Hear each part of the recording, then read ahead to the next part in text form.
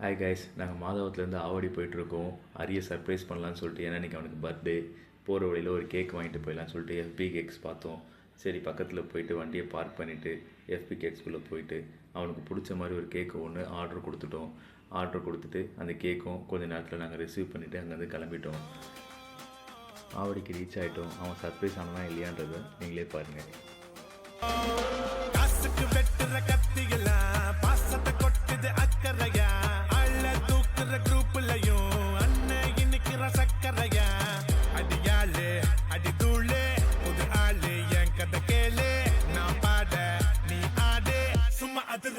Tamil Nadu